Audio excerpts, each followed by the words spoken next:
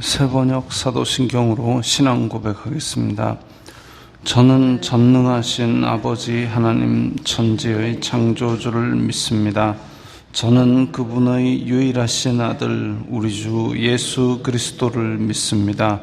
그분은 성령으로 잉태되어 동정녀 마리아에게서 나시고 본디오 빌라도에게 고난을 받아 십자가에 못 박혀 죽으시고 장사된 지 사흘 만에 죽은 자 가운데서 다시 살아나셨으며 하늘에 오르시어 전능하신 아버지 하나님 우편에 앉아 계시다가 거기로부터 살아있는 자와 죽은 자를 심판하러 오십니다.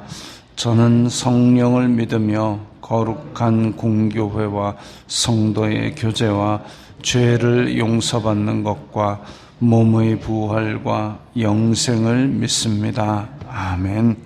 거룩하신 아버지 하나님 감사합니다. 간밤에도 편히 쉬게 해주시고 새벽에 기도하는 자리에 불러주시니 감사합니다. 이 시간 저희들 마음 중심으로 주님을 경외하게 하여 주시옵소서.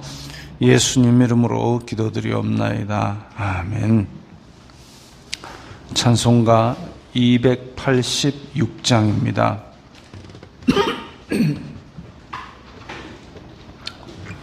찬송가 286장입니다.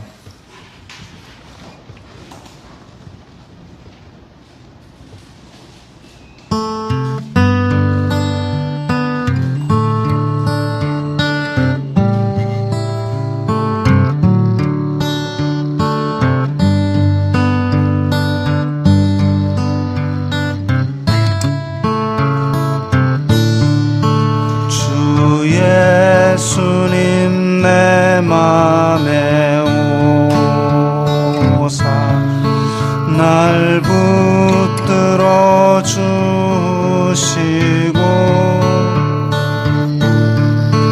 내 마음에 새 힘을 주사 늘 기쁘게 하소서.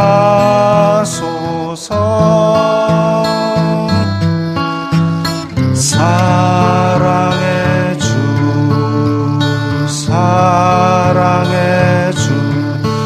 내 마음속에 찾아오사 내 모든 죄 사하시고 내 상한 맘 고치소서. 주 예수님 내 맘에 오사 내 소원 다하시고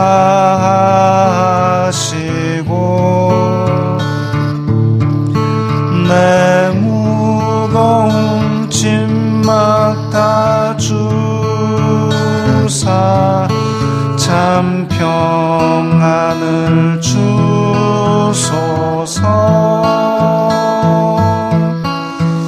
사랑의 주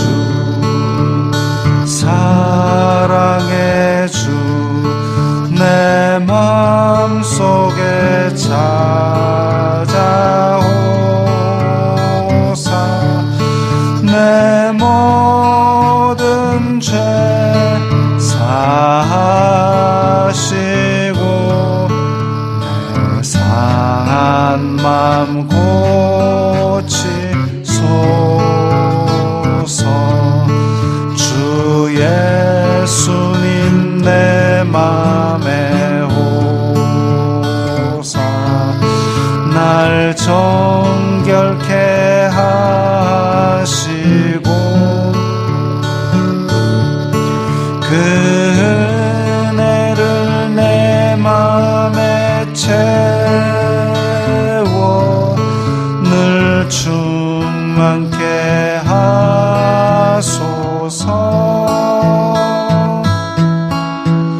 사랑의 주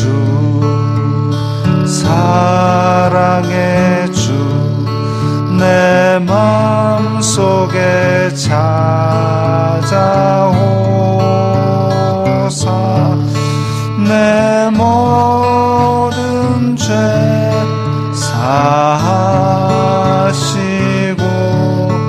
내 상한 맘 고치소서.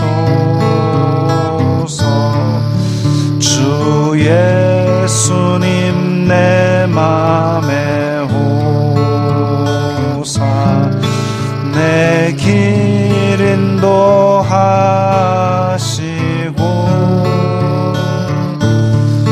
주 성령을 내 맘에 채워 늘 충만케 하소서. 사랑의 주 사랑의 주 내 마음속에 찾아오사 내 모든 죄 사하시고 내 상한 맘 고치소서.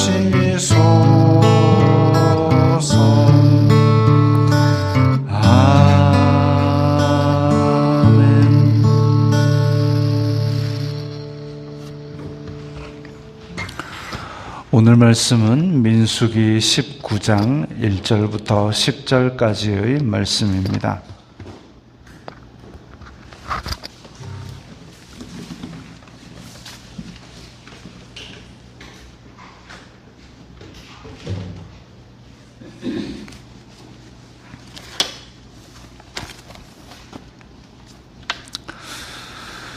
민수기 19장 1절부터 10절까지의 말씀 함께 읽겠습니다. 여호와께서 모세와 아론에게 말씀하여 이르시되 여호와께서 명령하시는 법의 율례를 이제 이르노니 이스라엘 자손에게 일러서 온전하여 흠이 없고 아직 멍에 매지 아니한 붉은 암송아지를 내게로 끌어오게 하고 너는 그것을 제사장 엘르아살에게 줄 것이요 그는 그것을 진영 밖으로 끌어내어서 자기 목전에서 잡게 할 것이며 제사장 엘르아살은 손가락에 그 피를 찢고 그 피를 회막 앞을 향하여 7번 뿌리고 그 암소를 자기 목전에서 불사르게 하되 그 가죽과 고기와 피와 똥을 불사르게 하고 동시에 제사장은 백향목과 우슬초와 홍색 실을 가져다가 암송아지를 사르는 불 가운데 던질 것이며 제사장은 자기의 옷을 빨고 물로 몸을 씻은 후에 진영에 들어갈 것이라. 그는 저녁까지 부정하리라. 송아지를 불사른 자도 자기의 옷을 물로 빨고 물로 그 몸을 씻을 것이라. 그도 저녁까지 부정하리라. 이에 정결한 자가 암송아지의 죄를 거두어 진영 밖 정한 곳에 둘지니 이것은 이스라엘 자손 회중을 위하여 간직하였다가 부정을 씻는 물을 위해 간직할지니 그것은 속죄제니라. 암송아지의 죄를 거둔 자도 자기의 옷을 빨 것이며 저녁까지 부정하리라. 이는 이스라엘 자손과 그 중에 거류하는 외인에게 영원한 율례니라. 아멘. 오늘 말씀은 이제 부정을 씻는 물에 관한 말씀입니다. 광야에서 지금 이스라엘 자손들은 40년을 행해야 됩니다. 40년 동안 다 살아있으면 괜찮은데 그 불순종의 죄로 말미암아 지금 광야 1세대, 출애굽 1세대는 광야에서 다 죽어야 됩니다. 다 죽는다는 건 근 60만 명이 넘는 그 장정만 60만 명이라는 엄청난 인원의 사람들이 40년 동안 죽어가는 것을 말합니다. 그러면 그 사람들을 접하게 되는 가족들이나 이런 사람들은 이제 시체를 접하게 되니까 장례를 치를 때에 부정하게 되는 것을 피할 수가 없지요. 그래서 그 사람들에 대한 정결 의식을 할 수 있는 방법을 지금 말씀하고 계십니다. 그래서 이것이 어떤 우슬초나 백향목이나 홍색실이나 붉은 송아지가 죄를 부정을 깨끗하게 해주는 어떤 능력이 있는 것이 아니라 그 의식은 하나님께서 어떤 것을 상징하도록 그 상징을 가지고 만들었습니다. 송아지나 백향목이나 우슬초나 홍색실이 죄를 용서하거나 사람을 정결케 하는 능력이 있는 것이 아니라 상징입니다. 그래서 그 상징을 말씀하고 있는데, 자, 2절에 보면 붉은 암송아지를 끌어오게 하고, 그것을 3절에 보면 진영 밖으로 끌어내어서 잡아라 그랬습니다. 원래 속죄제를 할 때 레위기 4장에 보면 속죄제가 나옵니다. 레위기 이제 1장은 번제, 2장은 소제, 3장은 화목제, 4장은 속죄제 이런 식으로 이렇게 제사들이 설명이 되는데, 속죄제는 원래는 성막들 북쪽에서 소를 잡게 되어 있습니다. 소나 양이나 잡아가지고 번제단에 그것들을 태우는데, 그 전에 속죄제에 대한 규정을 보면 그렇게 잡고 그리고 그 안에서 기름을 떼어내고 그리고 그 속죄 제물은 다 태웁니다. 다 태우는데 제단에서 태우고 나서도 그 다음에 그 남아있는 타고난 덩어리들을 진 밖에 다 가져가서 거기서 또 한 번 더 바짝 태웁니다. 아마 어느 정도 타고 나서는 더 이상 타지 않는지, 어쨌든 어느 정도 타는지는 모르겠지만 속죄 제물은 여기서 설명한 대로 가죽과 고기와 피와 똥까지 다 불사르고, 그리고 그것을 진 밖으로 나아가서 재버리는 곳에서 아예 완전히 다 태우는 것으로, 그렇게 이제 나무 장작을 떼어가지고 완전히 불태우는 걸로 되어 있습니다만은, 그와 비슷한 상황으로 여기에서도 그러나 이제 여기서 소를 잡는 그 장소는 진영 밖으로 끌어내어서라고 했습니다. 성막들 북쪽이 아니라 진영 밖으로 끌어내어서. 왜냐하면 이 소는 그 속죄 제물, 그러니까 지금 9절에서 얘기한 그것은 속죄제니라 하는 그 속죄 제물로 드리는 것이 아니라 부정을 씻는 물을 만들기 위한 재를 지금 얻어내는 게 목적입니다.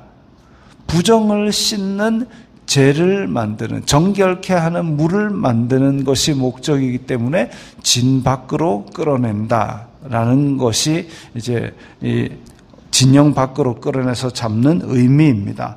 근데 이것을 생각을 할 때에 부정을 깨끗하게 한다, 죄를 속한다라는 부분은 우리가 항상 그러면 이것은 상징이라면 실체인 예수님과 어떤 연결이 있는가, 그것을 생각하면서 그 9절을 보는 것이 좋겠지요.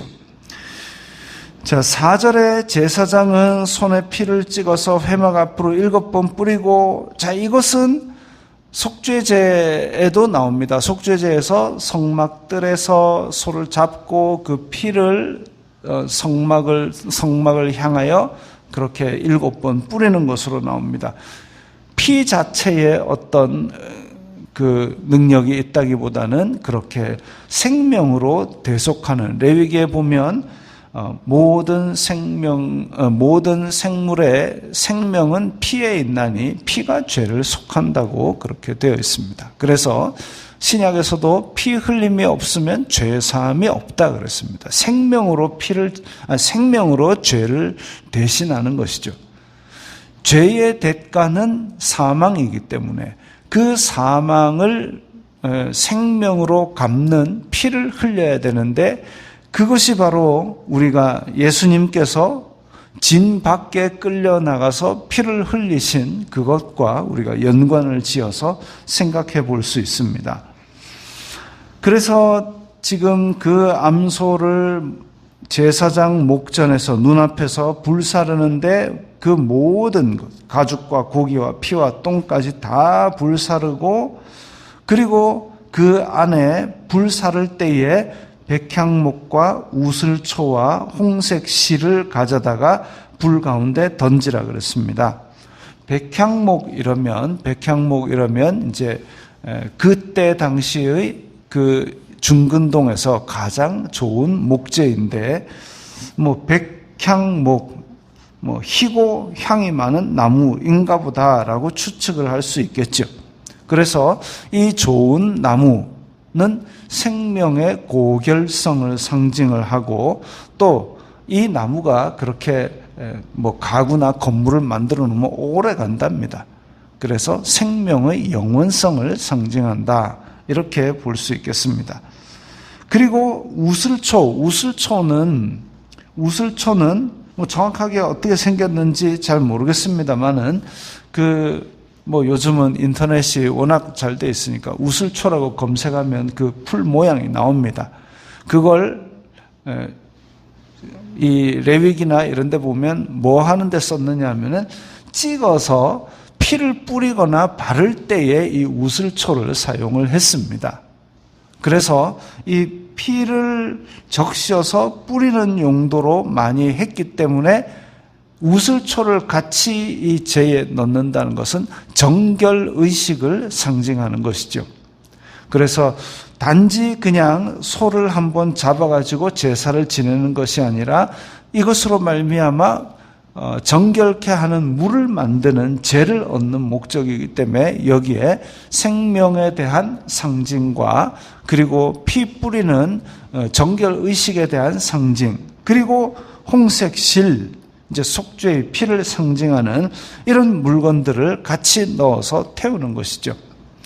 지금은 우리가 말씀이 이렇게 우리에게 주어져 있고, 또 실체이신 예수 그리스도께서 다 이루셨기 때문에 이런 일들을 할 필요는 없습니다만은, 그때 당시에 이스라엘 자손들은 진짜 아무것도 모르는 상태이고 광야에서 율법 하나하나 지금 가르치기 시작해야 되는 단계이기 때문에 눈에 보이는 여러 가지 상징물들을 사용해서 하나님에 대한 속성도 알게 하시고 이렇게 여러 가지 의식들을 만들어 놓으셨습니다.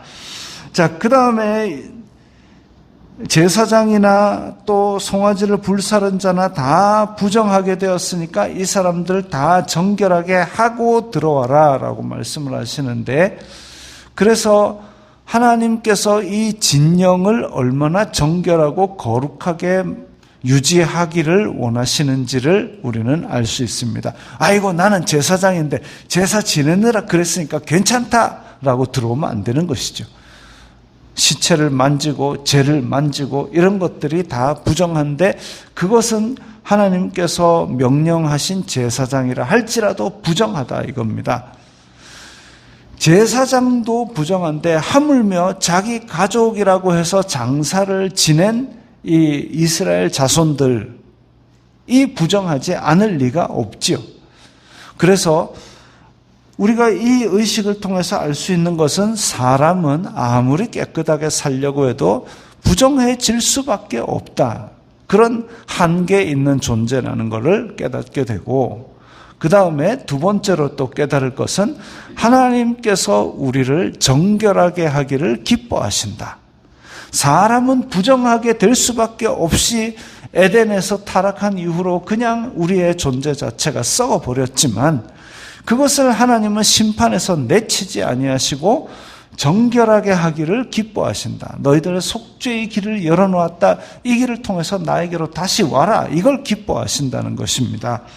그래서 하나님께서 이런 정결의식을 만들어서 광야에서 여러 가지 장례를 계속 치르게 될 때에도 정결하게 하도록 이런 절차를 만들어 놓으셨습니다. 그래서 오늘 11절 이후를 읽어보시면 이제 장례를 지내고 이렇게 할 때에 이 정결하게 만드는 물을 가지고 씻도록 그렇게 규정을 하고 있습니다.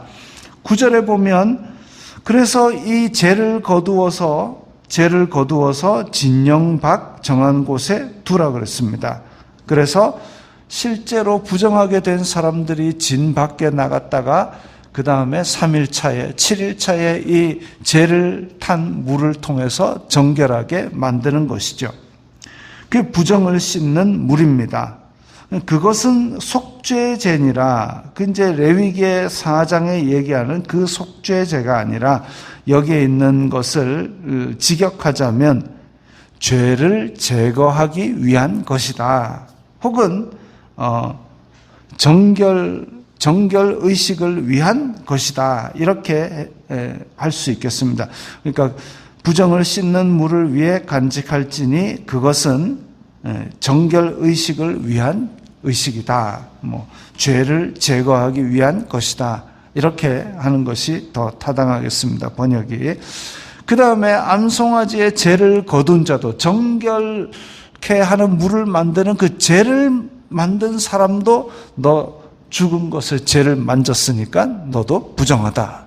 그러니까 하나님의 이 정결에 대한 기준은 아주 높기 때문에 그래서 그 명령을 따르느라 이런저런 것들을 만진 사람들도 다 부정한 그 의식을 또 정돈하고 들어와야 되는 것이죠.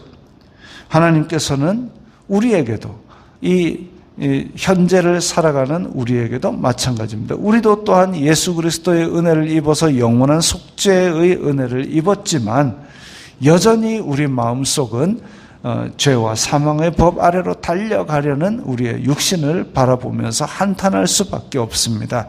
그렇지만 하나님께서는 우리의 정결을 기뻐하시고 회개하고 돌아오는 길을 항상 열어두셨습니다.